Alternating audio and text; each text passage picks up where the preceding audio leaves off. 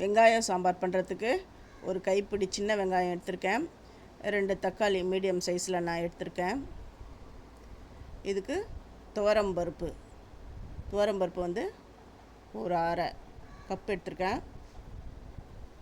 அதே அளவுக்கு பைத்தம்பருப்பும் நான் எடுத்திருக்கேன். உங்களுடைய ஃபேமிலி மெம்பர்ஸை பார்த்து நீங்கள் துவரம்பருப்பு எடுத்துக்கோங்க. இந்த பருப்பை நல்லா வாஷ் பண்ணிவிட்டு அதில் தண்ணி கொஞ்சம் விட்டுருக்கேன். 2 தக்காளி, பெருங்காயம், மஞ்சப்பொடி, நல்லெண்ணெய் ஒரு அரை குழிக்கரண்டி வச்சு இது 3 விசில் வரணும். அடுப்பில் வெயிட் போட்டுட்டேன். இந்த சாம்பாருக்கு தேவையான புளி ஒரு சின்ன நெல்லிக்காய் அளவு தான் நான் எடுத்திருக்கேன். நம்ம தக்காளி போட்டதுனால புளியை நான் கம்மியாக எடுத்துக்கிறேன். இது 3 விசில் வந்துடுது.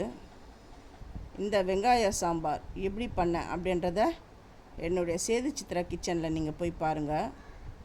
கிளியராக நான் டீட்டெயிலாக நான் சொல்லியிருக்கேன். சின்ன வெங்காய சாம்பார் நல்லா பிரமாதமாக அவ்வளோ டேஸ்ட்டாக இருக்குது. கடைசியில் கொத்தமல்லி தூவிட்டேன். இந்த ரெசிபியோடைய டீட்டெயிலை சேது சித்ரா கிச்சனில் போய் பார்த்துக்கோங்க.